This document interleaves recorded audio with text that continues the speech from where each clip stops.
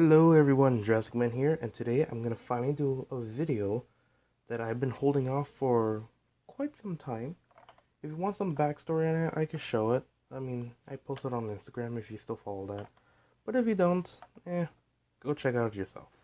But anyways, this is my review of the Jurassic World Jeep Wrangler Net Launcher with Dimorphodon.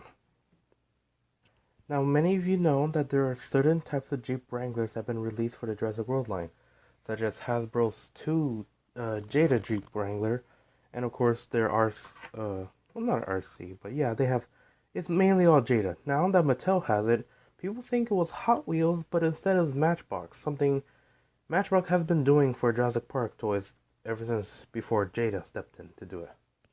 But anyways, Matchbox finally able to do more Jurassic Park toys, and the first thing they do is release some of these, along with a lot of the little minifigures like the little Gyrosphere and many of the other vehicles that you see in the classic franchise and the new ones as well.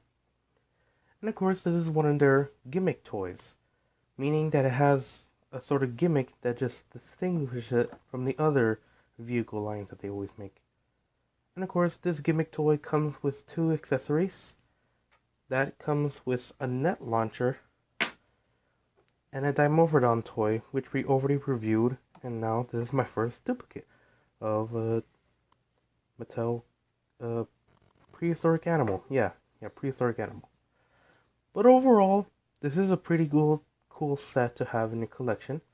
There are 2 different types of Jeep Wranglers I've been seeing that could fit human figures, which this can do right now. So let's demonstrate that. You can fit any human figure, one of 3 that is allowed to do this. There we go. Now we got Alan right in there. But yeah, there's this one, there's a legacy version, and of course there's a diecast one, which is pretty hard to get, but yeah. And there's also 2 RC ones, one that's a standalone, and one that comes with a green Velociraptor, like the Running Blue. But overall, let's get right to it. Now, the vehicle itself is based on the Jurassic World interpretation. The, the one that was all rusted and broken, which some people say they're having difficulty. But you know what? After watching the movie with my brother, you come to realize that even though the car may not work, I discovered with my dad, since he's a mechanic, a car can still work after so long, but the battery would be dead by then. So where would we get the other battery? Well, remember when they stumbled upon a visit center, they found, a broken Jeep that the Indominus broke? Yeah, if you look closely in that scene, they actually take the battery out from that Jeep and switch it to give it this one.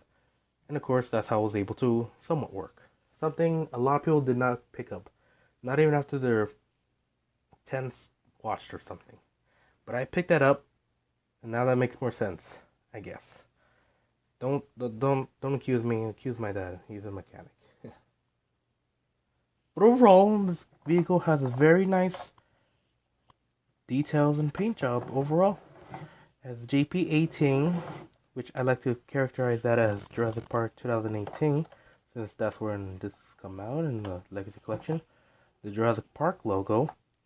You get the iconic tires. The other side has no detail much to it. Alan's now sitting outside, and let's just take him out since even though it has seating openings right here, there are no pegs, so which means you can't lock your figures in. But you know, that's good, because even for a kid, this is really tight space right here to put in. And of course, it doesn't come with the tire in the backside, which people could just add themselves, but overall, it's all fine. But anyways, this is a really cool vehicle to have. I was finally able to find this one. I only saw the other Legacy Jeep one time. That was in April 16, when the whole, release and such, but that was the only time I saw it. I regret getting that, because I feel like I'm never going to find another one like that in good condition or so.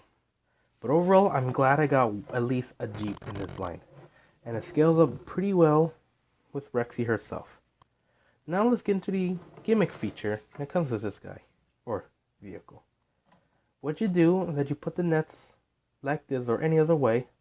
You could do it like this, like that, or reverse it like that too. Either way, this net launcher is really strong. It's hard to demonstrate But let me just give it a little back and you'll see it fly over. Okay, it came from one side of the desk to another. Let's see if we can get Rexy. Let's set up the net launcher. And behold. Of course, the net launcher is too small to capture a T-Rex, plus these two weighted pieces does weigh it down. But you know what? That's what the original net launcher from the Alan Grant had. And it worked way too. So, I gotta say this is a fair enough match between those two. Of course, I do not have that accessory, since I mainly just collect the human figures. But overall, this vehicle comes out very nicely. It scales up with the human figures too, as well, as you can see right here. This is pretty scale-wise, I can say myself. It's a little small, I can see that a bit. And people say the diecast one is a much better scale for the JP Jeep. But overall, it scales pretty nicely with the T-Rex and with the human. Now, let's do some other comparisons. Here's my duplicate Dimorphodon. And I can see it goes out pretty well. Whatever. And I like to give it to this little pose because, you know, it looks like it's attacking the window if Alan was in there. Of course, Alan's not in there. He's down here. And the Morphodon should be on him right now, dining on his face. That's not the noise that the Morphodon makes. And before I forget, here's a comparison of the RC Jeep I have. And as you can see, the RC Jeep is much larger, but it does not hold the human figures in it, while this one is a bit smaller, but has hold the human figures in it. If I were you, I would really get the diecast Matchbox one. Not the Jada one, the Matchbox one. Because that one has open doors, these two don't. It has a tire in the back, I think. The hood opens, I think. And of course, it can fit human figures, and it's more scaled in well. Overall, this vehicle is pretty good for itself. It has nice nice rims, wheels. It has nice motion. It's not turning or tilting or anything. Now, of course, the Legacy one has a winch right here. And this is just plastic. So, this is a bad side of that too. And I think the stickers might come out soon. But overall, I feel like this is a pretty solid vehicle to have in your collection. Especially how rare these go. Now, if you have read that Instagram story, you would know that this guy costs a lot.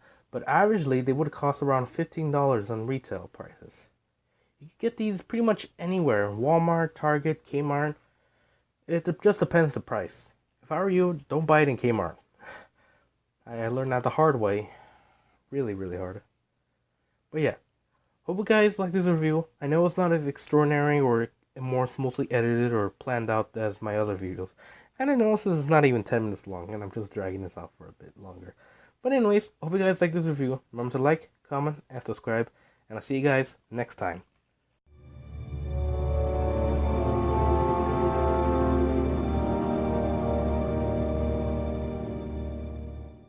Da da da da da da da da